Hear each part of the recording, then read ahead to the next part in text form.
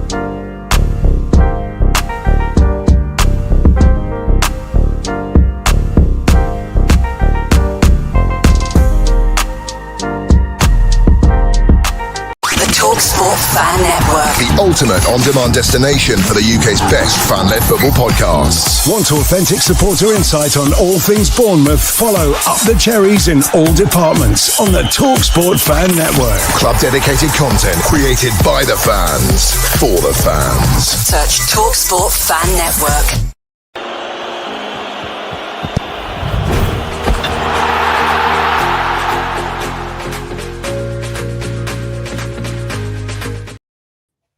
Good morning, good afternoon, and good evening, Cherries fans from around the world, wherever you're watching. Welcome back to, lucky you, your second edition of Cherry Slaps this week. And what a time to be alive. Welcome, as always, my co-host, Malcolm. How you doing this evening, Malcolm? Hi, Ollie. Yeah, good evening, everybody. Yeah, all good, apart from lack of heating. Yeah, it's a cold weather. It's out. The heating has gone off again. So yeah, cold. You best make sure you wrap up. I can see you've got your woolly on tonight. Yeah. Yeah. But unfortunately, it won't be getting any warmer for you. It's not like last night when the excitement definitely got the room hotter. Right, temperature heated up. We got a win over Everton, 2-1. Put us in 9th position on the table, I believe. Joint 8th with Everton. Yeah, joint 8th, 9th, 8th, whatever you class it as, depending on goal difference. But before we get into it, and an exciting game and a few things to talk about, there's some people in the chat that I just want to say hello to. Paul from Oz, as always. Evening, guys. What time to be a Bournemouth fan? Brilliant at the moment. Yeah, indeed. Hi, Paul. Thanks for joining. Absolutely. Chris, evening. Ollie Mel, evening, Chris. Good evening, Chris, Mr. Reliable. Mr. Ryan, that's it. Manny, evening, gentlemen. I watched the game, except for the first 5 minutes. You were late. Oh, come on, Manny. And said afterwards that Bournemouth have pulled off the best transfer business of the January window. Wow. Love that. Manny. And also says shame about the penalty, though. We'll get on to all that. We will get on to that. Very shortly. But first, look, obviously, lineup was a little bit different.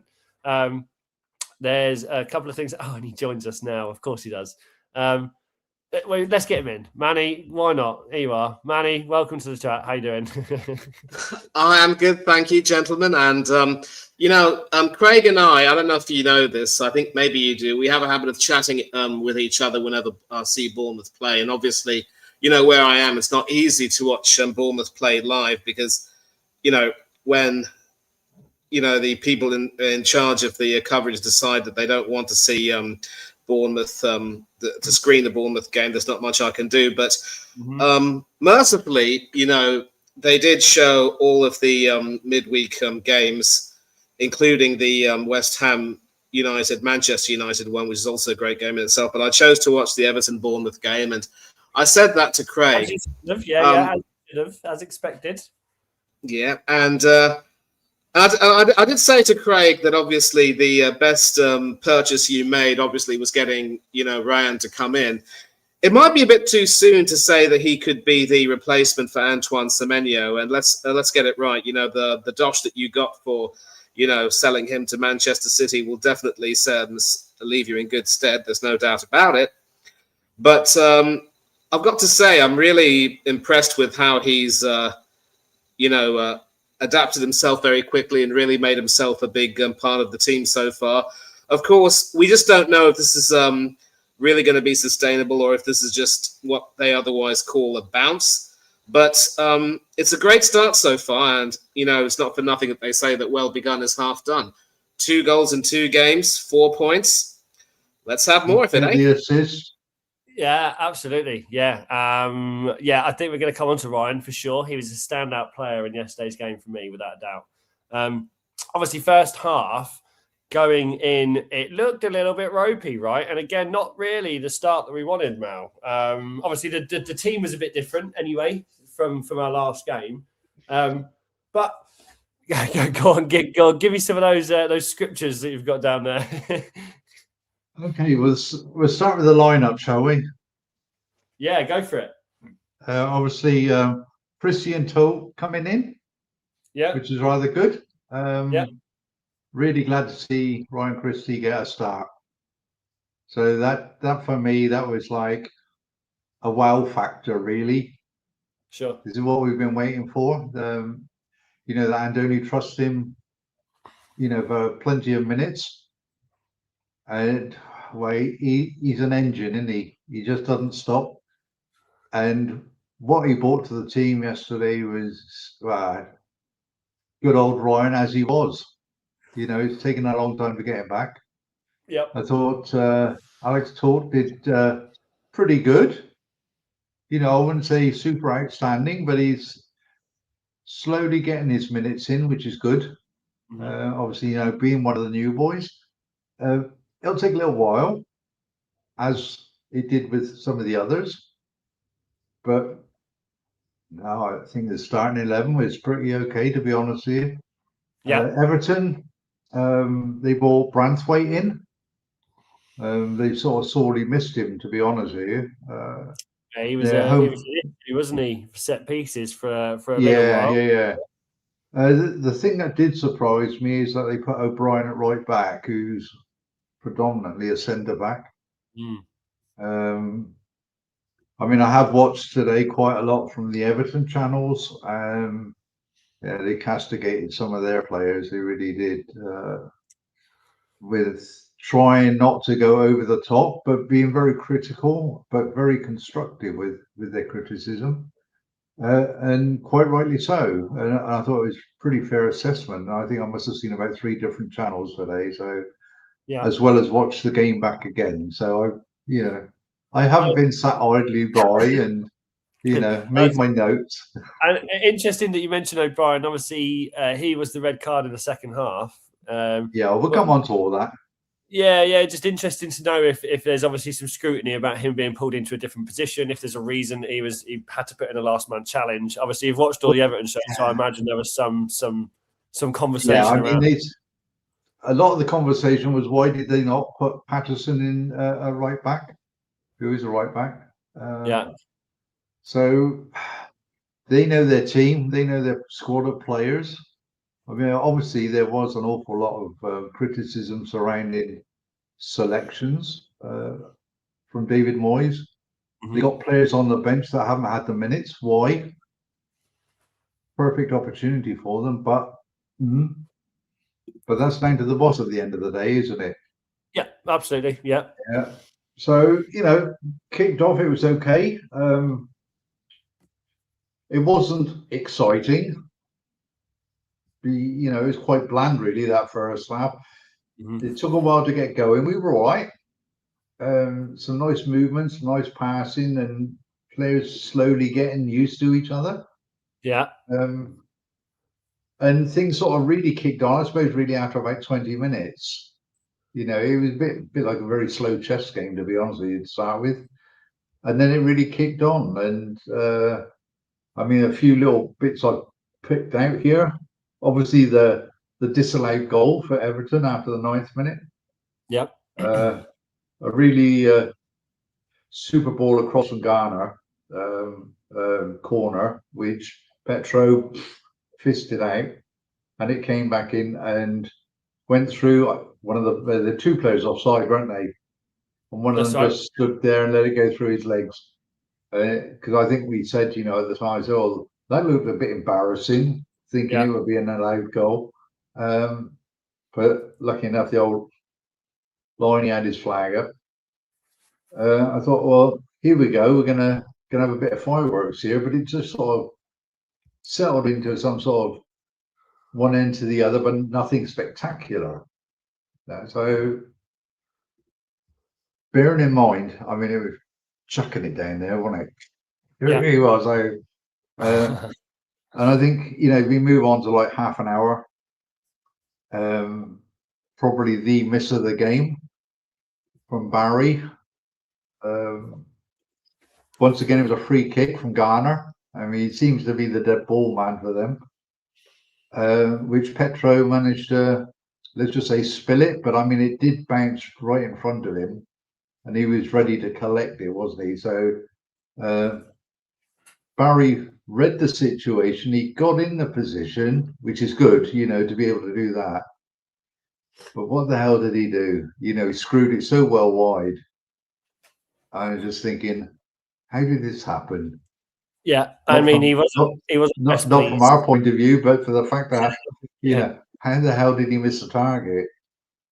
Yeah, he wasn't best pleased with his performance when he came off. That's for sure. No, well, he did have another minute, didn't he? Later on, so yeah.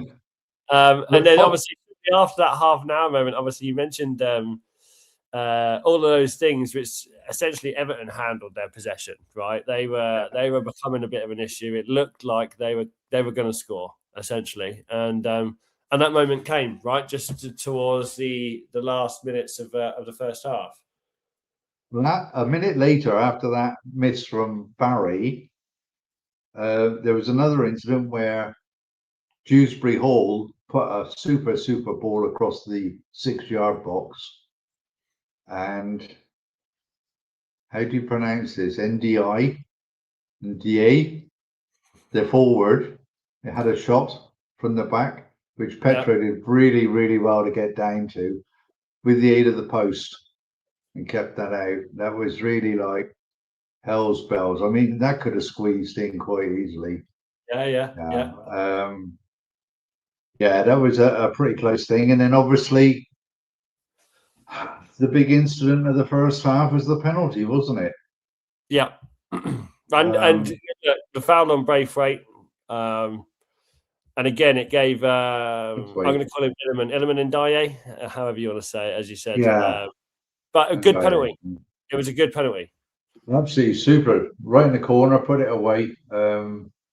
No qualms about the penalty decision. It was spot on. The referee was a couple of yards away. Bit unfortunate for Rayan, but it didn't affect him in a negative. Yeah. Which I thought, respect, young man, respect. That was like, he knew straight away what he'd done. And he the way he just sort of looked up, it was like very apologetic. Yeah. But it didn't affect his game at all. No, but we'll come on to that later on. I was about to say an interesting point that I want to come back to at some point. You want to? You're right, yeah. So obviously 1-0 down going into half time, not a position that we want to be in again, right? And this seems to be a regular thing. But as we said while watching it, at the moment, there's not a better team to be more excited for than Bournemouth in the second half at the moment, in my opinion. Yeah. I mean, they came out and crikey, what a second half performance, right? Don't get me wrong, first 10, 15 minutes, maybe 10 minutes before 10 minutes, Ryan's awesome goal. They started pretty bright. They kind of held control. They missed a couple of chances. It looked like we were on the back foot until it was a strange old game. Strange old game. Yeah, do you want to just go into the chat, Ollie? Yeah, sure. Yeah. So we've got Chris Hubble, great win for the Cherries. Indeed, it was Chris. Paul from Oz, Tyler Adams on the way back too. What a midfield. Scott, brilliant again. Yeah, Scott, we're going to come on to. Yeah, sure. Yeah, we'll come on to the players at the end. Yeah. Sir Sydney Rough Diamond, welcome this evening. Good evening, gents. A great result. I only watched the last 20 minutes. We certainly stood firm. Yeah. You probably Good caught the evening, best. sir. Thanks for joining us. Yeah. So a good 20 minutes to catch for sure. Ryan's goal, Manny. Obviously, you came in beaming about Rayan, mentioning that he could be the alternative to Antoine Semenyo. Obviously, we're going to go on to the fact that he kept his head held high. He rectified giving away the penalty, and he gave his absolute all again in another match for us away against Everton. Give me the opinion on the goal and how that changed the dynamic of the game from that minute on. Yeah, I think Malcolm pretty much touched on it there, Ollie, when he said that, obviously that Everton were dominant in the first half and they were starting to look really, really good. It was starting to look ominous. But then, this Bournemouth side, I'll tell you what I really like about them is, they're starting to show signs of being able to, be a team that can either, really dominate on the front foot or also regroup and make sure they have the composure to hit on the counter. And I think, as has been mentioned in the chat, Alex Scott having a really good game will bode very well, especially with Tyler Adams coming back in. And let's not forget, you've also got to have Justin Kluivert, who should be coming back near the end of the season. So that will really lend a great deal to your attacking. I've always said that, the thing about Bournemouth is that attacking-wise, you lot have a squad, an attacking Arsenal, pun, you could say partly intended, that could be the envy of the league. It's just that defensively there might be some issues, but we've also got to tip our hat to the defenders who've come in this season and after a rather shaky start have really, just grown and really improved a great way. And Adrian Trufford, of course, not just for his brilliant assist for Rayan's header. I thought he looked a lot more composed at left back now than certainly at earlier points in the season. And when you consider that assist was done with his weaker right foot, I mean, it just goes to show that, you never know how good you can be as a footballer with your wrong foot or your weaker foot unless you try. And I've even seen David Beckham score a few pretty decent goals with his left foot as well, which was, compared to his right foot, completely almost non-existent. But, Trufford and the other defenders also held very firm. And, of course, there's a reason why, you only conceded a penalty. That was the only goal that you conceded. I will say, though, that Petrovic did have a difficult game. One great save in the first half, but I thought there were occasions when he could have done better. And coming to Rayan, I also said before coming in that it was a bit too soon to say that he could be the new Semenyo because, as soon as you come in, you can have an amazing start. But we've seen more often than not players have terrific starts and then just, start to fade away a little bit. But this match, as you've mentioned, could very well be the making of him because instead of letting his head drop after conceding the penalty, he, shook it off and went on to continue to play well. Although I would like to think that the senior players in the team, including his compatriot Evan Nielsen, would have told him, mate, just shake it off. It'll happen. You'll still be an important player for us and we love having you. And, you're going to be really important for us. And that gives that player that sort of confidence. As I speak, Aston Villa are going to be kicking off against Brighton in about 10 minutes, and they've got another Brazilian youngster, Alisson, who's made the bench. So will Unai Emery bring him off the bench to replace maybe someone like a Sancho or a Buendia? I don't know. But, you could see that the team were growing in confidence. And I remember hosting a preview show for my friend's channel.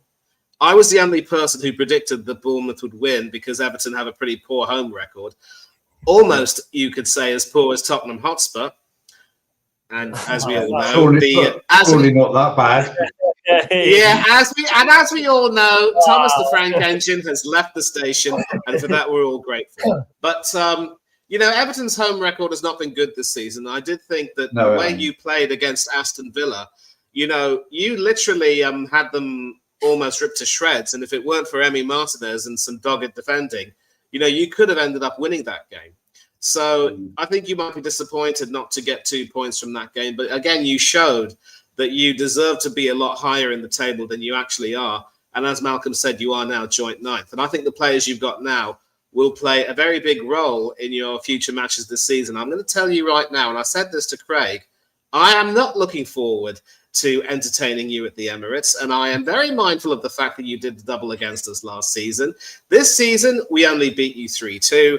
So if we take you for granted and end up, going a little bit too defensive and let you, come at us, I fear the worst. I fear the worst, especially with that young kid Rayan in there. Our left back, whether it's Hinchapi or Calafiori, will have a lot of work to do. It's definitely a game that is one I'm going to be looking forward to for sure. One I've been looking forward to for the whole of the season, to be honest, against Arsenal. I'll be honest. Just a quick shout out to the chat. Chris Humble says a great second half in Bournemouth. The goals were good. And welcome back, Badger and Bournemouth fan. Hello, boys. Up the Cherries. Badger. Been a little while since I've seen that name, so welcome back, mate. Yeah, hope you're well. Yeah, that's it.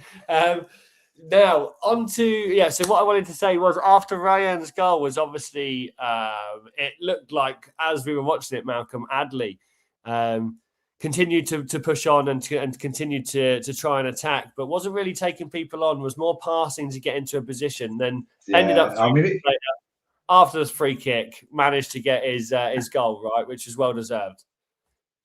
God, you're racing ahead of me here. You trying to get the show finished? No, not at all. No, it's only 3 minutes on. Come on, we go back to Rayan. We're gone. Yeah, please do. I mean, take your hat off to Toffees. Oh, yeah. Oh, absolutely. Yeah. 2-footed player. Yeah. Need I say? Yeah. Just thought I'd throw that in. Definitely better than a 7 out of 10. I'll say that. Yeah, absolutely. But what a cross. What a cross. I can't remember the guy's name now. Fullback for Everton. What was his name? Mikolenko. Yep. I mean, he got he got more than bullied. I mean, he didn't get bullied because Rayan, he actually, his movement to the ball to jump, Mikolenko was nowhere near him, and that was pretty, from a defensive point of view, that was pretty awful, really. At least get close enough to the player to try and put him off, even if you can't get the ball. Yeah. Make it difficult for him. But he didn't. I mean, Rayan, brilliant. Hey, what a power header down. I don't think Jordan Pickford had a cat-nails chance for that anyway. Because it was just so powerful, wasn't it? Yeah. Even if it was near, I know people do complain about keepers conceding goals at near post, but I mean, it's part of the goal. And sometimes it's the most awkward and most difficult place to stop a shot. Yeah, as we well know. So, yeah, and well deserved, well earned after constant battling, right? And as you said, well called out for Adrian Toffees. Utterly fantastic. Again, every minute he's on the pitch we said this in the game, he's probably played the most, if not close to the top of being the most minutes out of everyone this season, consistently 90 minutes, never taken off as a sub. And I just think that he deserves a huge I think he has actually. What's that? Looking at it's all right. This is just some notes I made for another show. Oops. Yeah, he has got the most minutes. Oh, he has. Oh, there we go. So he's played the most minutes out of anyone on the pitch so far, right? And I just think that his intensity, his overlapping, and the fact that he's now getting his assists from his crosses, which, let's be honest, his crosses was probably the part of the game that needed the most work after he's attacking so much on that wing. And it looks like he's starting to nail it. He's holding up play. He's not rushing into the box. He's not trying to source someone outside the box to shoot from outside. He's pinging it into the back post, and it was perfect. It was an absolute perfect cross. Well played from him. Really is. As you said, you had a shout out to Adli.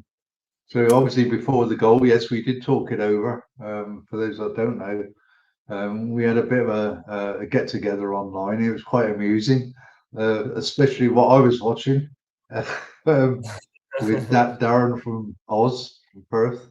So Hi, Daz, when you get around to watching this. Hope you're well. Adli, yeah. I mean, he put a shift in.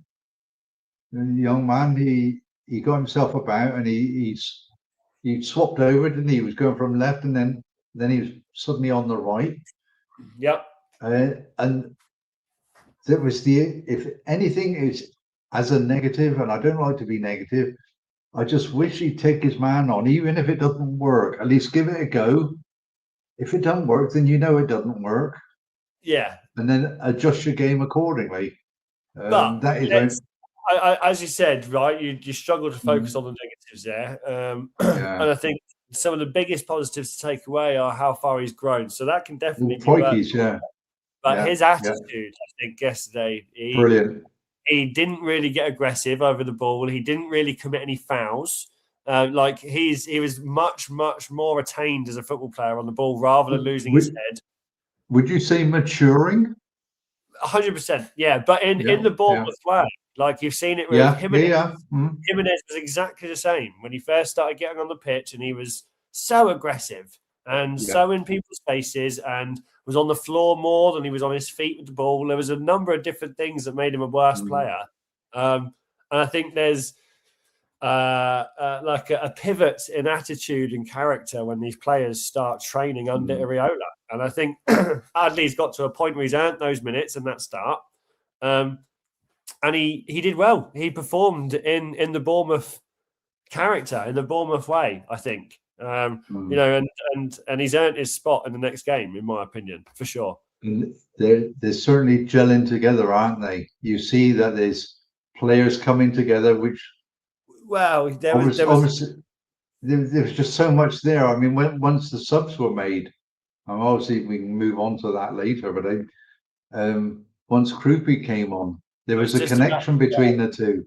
Yeah, you know? There was a moment where Everton had the ball in the back corner, and Rayan had got all the way back, won the ball, had galloped through times. He players, did that actually, all the way up to Krupi in the middle of the pitch. Krupi's opened himself up and put it straight up to the left-hand side where Adli's been challenged and taken out by the final player. Yeah, and you just thought, and I said it at the time, didn't I? It was like a FIFA move. It was just fantastic to watch. Awesome, it really awesome. Was, yeah. I'm just going to go back quick. Yeah, please do.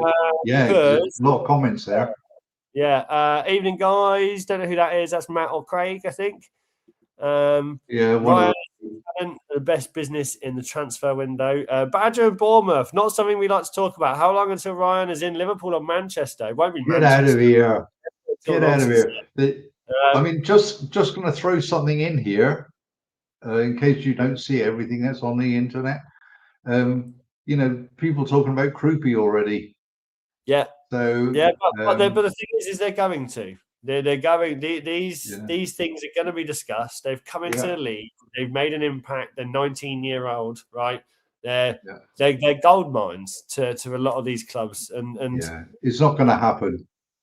No, I think again there's an ethos that the players buy into when being at Bournemouth. And that connection that you're seeing now is the kind of thing that's only going to make Krupi get better. And you wouldn't leave they won't get that at other clubs, will they? No, not a chance. Not a chance. Badger does say, hope we can keep him. Yeah, absolutely. Yes, absolutely. Hope he's destined for the very top. Enjoying him whilst we have him. Yeah, without a doubt. Chris Humble-Ryan is a great player for the Cherries, for sure. Yep. We have some of the best talent out there. Rayan, Krupi and Adli. Yeah, Rayan and Krupi are two of the highest rated 19-year-olds in the whole of global football at the moment. In a lot of different stats, you know, not just because of their age and who they're playing for. Forgot Jimenez from that list. Yeah, he's brilliant. And also missed Ollie from that list. Missed who? Ollie. What do you mean? You. Why am I on the list? Yeah, you're a great player. I've got to play a charity game at the end of this month, and I'm not 100% sure my ankles are going to survive now. So maybe once upon a time. Chris says Adli's goal was the best goal for me. Yeah, he definitely deserved it, Chris, for sure. Sir Sydney, Adli speaks so well in the post-match interviews. I haven't seen it, so I'll have to look. Yeah, look it up, man. I'm surprised you've not been all over that. To be fair, the crosses were first class. I think we need to hang on to Simon Francis and Pinto for sure. Yeah, without a doubt. It seems Richard Hughes not doing too well. Paul from Oz. Yeah, back end staff is something that I think is overlooked. Obviously, we're only where we are now because of a lot of our back end staff. You know, it's not just Iriola and the players on the pitch. We've only created this because of a lot of the people at the back and who aren't seen on TV. You know, that's Richard Hughes started it all off, didn't he? Yeah, exactly. That's what I mean. Craig or Matt, I think it's Craig, says, I think Krupi needs to block out the noise and focus on AFC Bournemouth. He'll benefit from how we are managing him more than just going to a European giant. That sounds like a Matt answer, actually. I'm going to go with Matt. Chris Hubble, James Hill played so well, I gave it all. James Hill, yes, we will be coming to him. Man on a match for most people, fan favourite, it seems, turning into. Manny, I'm going to come to you in a moment. This needs to be recorded, Ollie. It is. Ollie is only 19 now. I wish. It's not, it's Craig. Fair enough. Thanks, Craig. Manny, look, coming into the last moments of the match, obviously, want to get your final take. Rayan scored. 3 minutes later, Amin Adli scored. 6 minutes later, red card for Jake O'Brien. Bournemouth close it out to get the 2-1 win. There's some fantastic and outstanding performances, player performances. An overview on the match and who really stood out for you. And what does this mean for the next game?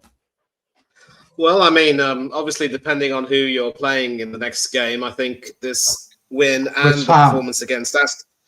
Oh, West Ham. You know, it's going to be difficult to predict how you'll do against the Hammers because they were outstanding against Manchester United and very, very unfortunate to concede a late equaliser. That man Sesko again. But I think even beyond West Ham, you know, this should give you the impetus to push for higher honours this season, European place finally, and to just get yourselves away from the the chaos that is the lower half of the table, especially being in that, middle, lower order, lower half bracket, which is never a nice place to be. And there was a time as well where I was quite worried for you lot, and the injuries didn't help you. But, you've bought wisely, you've started to play better, and, other teams are now going to have reason to fear you coming into the end of the season, including, as I mentioned, Arsenal. And, as far as the outstanding performances from the game are concerned, obviously Rayan and Adli are going to get the plaudits. Adli again, that last-minute winner against Liverpool, I have to say, was just, it was. Do you remember this band named Foreigner who had that hit? I Want to Know What Love Is. They had another hit called Cold as Ice, and it doesn't get any. It seldom, if ever, gets any colder than that winner. But that. Go-ahead goal that he scored from Rayan's assist was also just amazing. And you do have some amazing young talent. And the most important thing, as was said in the chat, I believe it was Craig, he's admitted it. Thanks to him for giving me the link, by the way.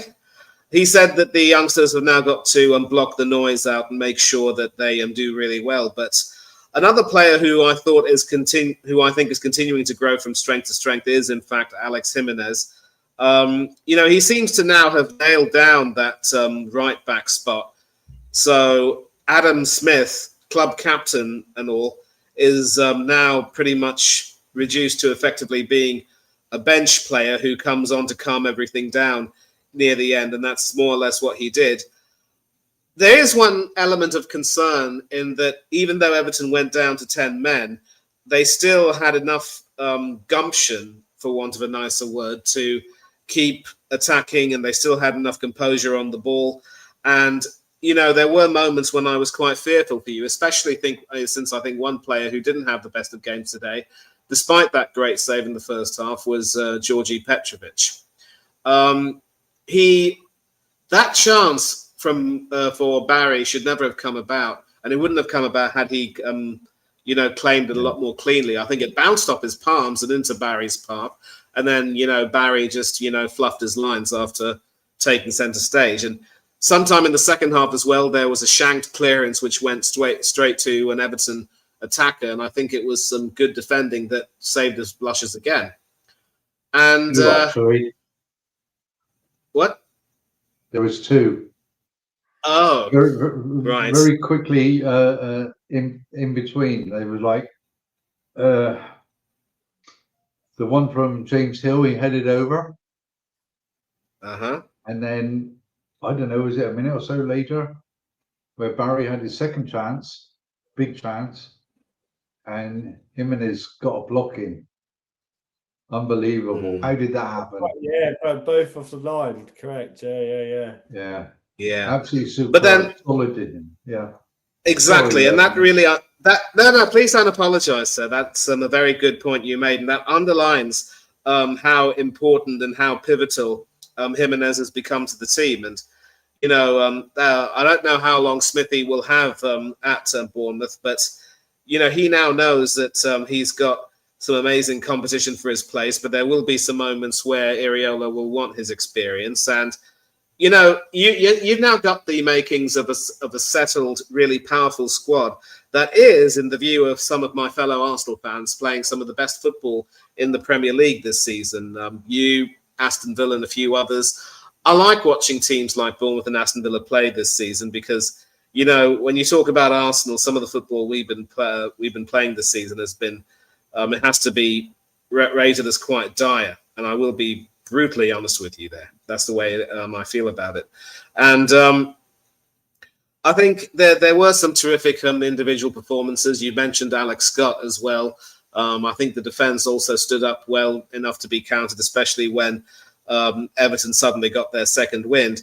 But this is the result, the type of result, as I've said, Ollie, that will hopefully help you really recover this season. And, you know, now teams know that they cannot afford to sleep on you because, you know, you can make definitely a really, really good recovery, and it's wonderful to see.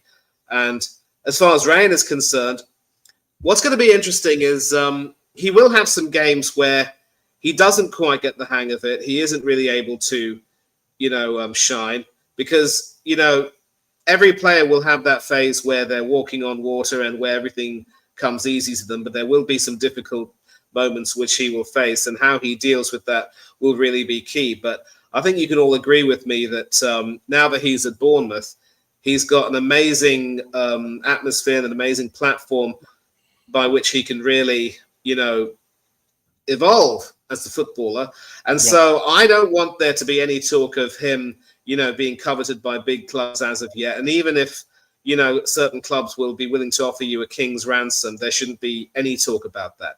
Let him enjoy himself and continue to do what he's doing. And, you know, the chips or the cherries will fall where they may from the tree.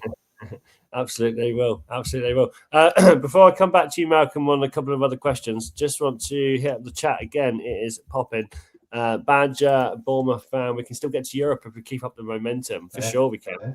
Malcolm hates this conversation, as always, but it is one that is due to happen soon. I think with our run of play at the moment, we're definitely in a much better position to be talking about it, for sure. It's not April yet. We will do it before April, Badger, I promise. Without me. That's dodgy side. I think that's supposed to be. They aren't pretty to watch, but they are effective. Malcolm, are you doing any more live streams during a game? That was enjoyable last time. Oh, it's a good question, isn't it? It's a good question. Are you going to bless the fans with a live watch along for West Ham? What's this space? Right, question I hear for Badger.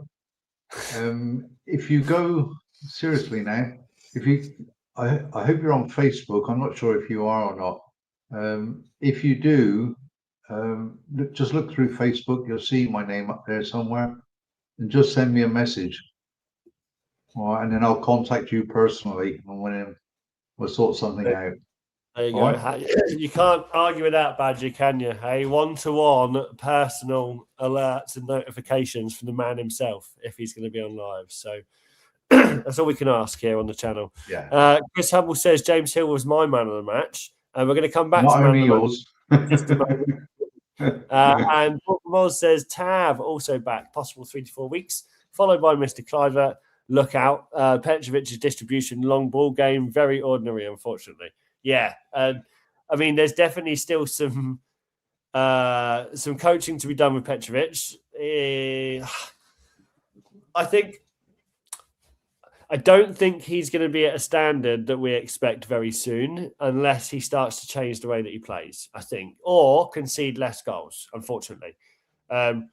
If we think about it, we would be in a much better position now had. Have we lost you?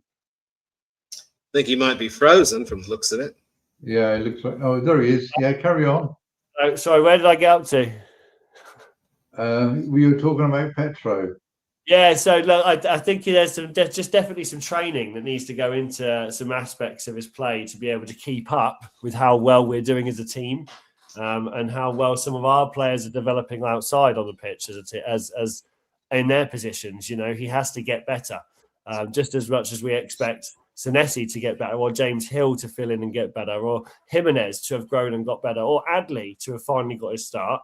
You know, Petrovic needs to be expected to keep at that same level. And I think conceding less goals should be up there with one of our priorities, because we'd be in a much better position than we are now had we have let in less goals. It's as simple as that. So, yeah, very, very exciting for Tav and Cliver and a few others to come back. But it's going to be a battle for positions, which is the other exciting bit. Man of the match, Malcolm, please. There's only one. James Hill. James Hill. James Hill. I mean, come on. There were some really decent performances. Not extraordinarily good, you know, like brilliant, but pretty solid. Alex Scott always puts in a decent shift. Adli's, you've got to put him up there as well, because he put in some hard yards against Everton. He really did, and thoroughly deserved his goal. His awareness to get in that position, superb. You know, absolutely, really awesome. Yeah, our two-footed left back, Adrian Trofeo, and our awesome right back, Alex Jimenez. I would say Jimenez was probably the second best player for us. Yeah. Behind James Hill.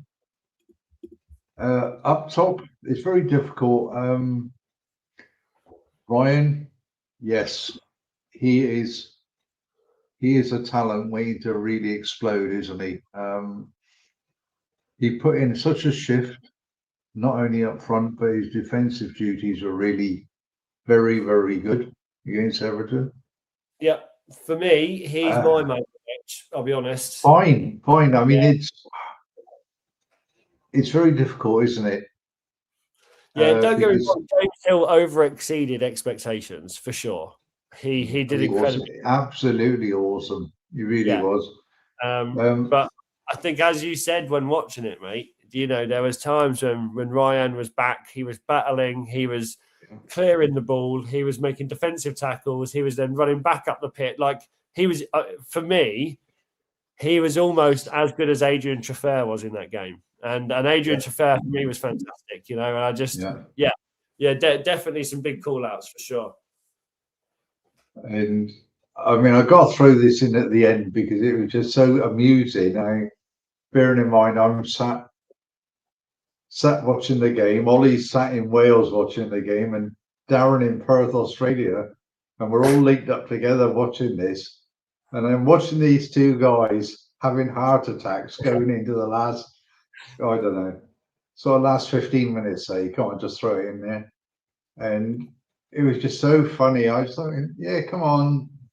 I wasn't worried at all because Everton, they could be pumping balls in there all day long and nothing was happening. And that's why I stayed so calm. But the one that got me was like, we just gone into 95 minutes, right? So going into 96, and there was 5 minutes added on. And then suddenly Darren say, come on, ref, for sake, blow the whistle. And I was like, Go on, give it to him. But it was just so entertaining watching these two guys. Yeah, we definitely we got passionate for sure. We're definitely passionate for. I mean, I was just so excited. I mean, I don't show it, but I think I'd be different in the stadium if I was there live. You would see the real me. Yeah, I would let it all out then, Yeah, I sat at home watching it on TV. I want to Manny to close out standout player, man of the match. Just before you shout yours out, I don't think Alex Scott's been mentioned enough this game, this episode. But I mean, he gets. We mentioned Alex Scott. We have a little bit. We have mentioned Alex Scott, and of course, James Hill obviously has been given his share of plaudits, and rightly so. It would be very easy to give the award to one of the attackers who obviously made the difference today. But I suppose I probably would give it to. I probably would consider giving it to Alex Scott, who I thought really kept everything ticking. And there's really nothing more you can say about a performance like that. But it's difficult to choose, gentlemen, because as I said, you had many players who had. Really wonderful games, and these players also are going to be very, very important for the team in the coming up to the end of the season, as I've said. Yeah. But I suppose if you want someone who could, keep that level of calm and sort of keep the engine ticking, where especially during moments when Everton were threatening to get something out of the game, I suppose it would have to be one of the midfielders, and Alex Scott would get it, but. Apart from maybe Petrovic, I don't think there's any Cherries player who had a bad game. It was a wonderful team win, very well deserved, and I'm really glad that that I got my prediction right. But credit has to go to the team. Obviously, I didn't have Jake O'Brien getting sent off though. That was a real shock to the system. And I suppose if we want to talk about that briefly, one mitigating circumstances could have been that there was some distance between Adli and Pickford. But in any case, the letter of the law says that if you are the last man, and you make that sort of a foul, you've got to accept the consequences and move on. And obviously, David Moyes would have been hopping mad at that. But that is the letter of the law, and it has to be that way. And I do seem to remember last season when Arsenal played Bournemouth at the Vitality, William Saliba was sent off for. Yep. William Saliba was sent off. Exactly. Yeah, and William Saliba was sent off for that same reason, and we went on to lose that game 2-0 with David Raya, among other players, to have a poor game that day. So it was just a perfect, a wonderful game for Bournemouth to win. I'm really glad you did because, Everton. Yes, Everton have a poor home record, but it's still a surprise to see them, lose the way they did. Maybe they're just getting adapted to their new home. I'm not too sure. It's not easy to replace Goodison Park. Everyone can agree with that. No, but still a great win. They definitely didn't play bad either. Like when they went down to 10 men, I thought we would start to dominate, and we didn't. They fully held their own still for the last 20 minutes. They definitely held their own. They played better, didn't they? Yeah. So I agree with you, Manny. It's not. I think it might just be finding form in a new stadium, maybe, because they've obviously got themselves to 8th, 9th, or whatever. They didn't start the season off very well. So yeah, I think we played better. I think we wanted it more. I think that's the difference this time. But look, I appreciate both of you being on the show. And there's a couple of comments that I just want to run through before closing out to make sure everyone's been seen. Sir Sydney says Hilly has really come into his own since being given his chance. I've always liked him. And you can see the improvement with every game. Yeah, absolutely. Not bad for 1.2 million. No, is that another one that we're going to make some good profit on, right? No, he ain't going anywhere. I think Evan Ilson is not appreciated enough, although he needs to put the ball in the net. He works so hard. Yeah, I mean, we've had this conversation so often, haven't we? Yeah, but the thing is it's getting tougher to back him. It is because of the players that are coming in and the performances that certain players are having, and almost the outshine. Even Krupi's going to have to start picking up a bit more now because of Rayan coming in and performing and scoring every game. You know, we don't have that at the moment. So, unfortunately, the scrutinism is going to be there a bit more. But a conversation for another day, shall we say? Yeah, absolutely. You bet. Craig mentions that Scott is brilliant. Absolutely, he is. Paul from Oz, think Andoni misses the next game due to a booking. Yeah, he wasn't actually sure if he got booked or if it was Mr. Elphick. Yeah. Interesting. But if he does, it's the West Ham game. So, it is what it is. Yeah, and it's not this weekend. Bear in mind, everyone, it's the following weekend. Nothing on this weekend. It's FA Cup, I believe. And finally, to see the show out, Craig says he does work in deeper positions. He isn't an out-and-out striker. Which is true. Kind of, yeah. Yeah, absolutely. Yeah, the thing about Evan Nielsen is that he also, I would say, and I'm really sorry for cutting in, he reminds me a great deal of, your classic number 10 striker who isn't necessarily expected to score the goals, but does a lot of work in the interim. You could perhaps compare him to someone like an Ollie Watkins, who has, been in the news recently, obviously, for his own lack of goals. And obviously, Aston Villa fans are not very happy with his own output. And they re-signed a former villain, Argentine named Tabby Abraham, who was absolutely instrumental in helping Villa get promoted back to the Premiership in 2019, I believe it was. Yeah, 2019. So, you want it's great to see that your strikers are doing some good work off the ball, but at the end of the day, they are also paid to score goals. I think the thing with Watkins is that he still has a lot of goodwill among the Villa fans and definitely among Unai Emery. And there is this adage that form is temporary and class is permanent. So Evan Nielsen might be, pretty much in that ilk. I mean, Evan Nielsen scored against Liverpool, and I have seen him score some pretty good goals. It's just a part of his game that I suppose you've got to try and accept.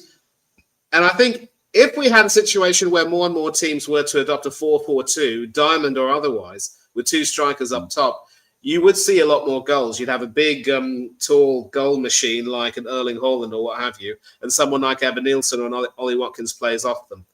I would say that Evan Nielsen needs to be given some backing because he's done a lot more good for AFC Bournemouth than otherwise. He gets my backing.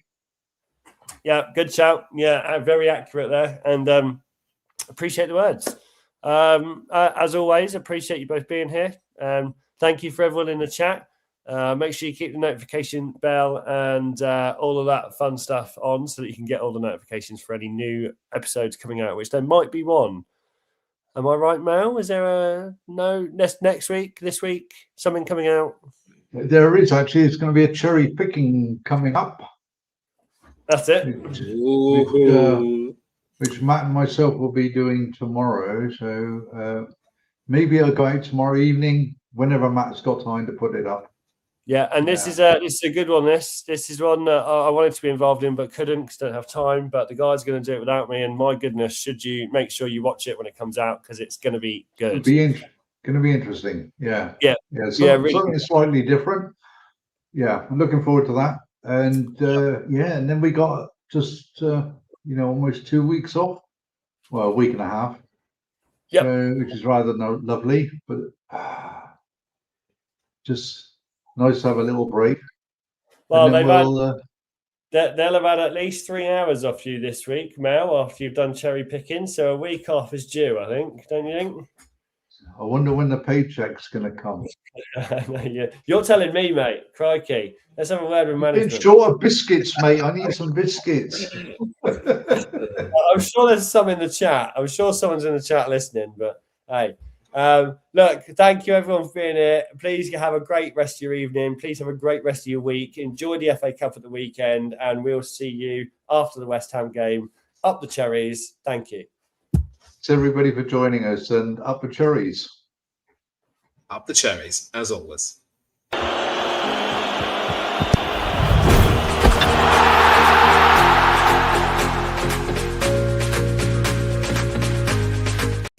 TalkSport Fan Network. The ultimate on-demand destination for the UK's best fan-led football podcasts. Want authentic supporter insight on all things Bournemouth? Follow Up the Cherries in all departments on the TalkSport Fan Network. Club-dedicated content created by the fans, for the fans. Search TalkSport Fan Network.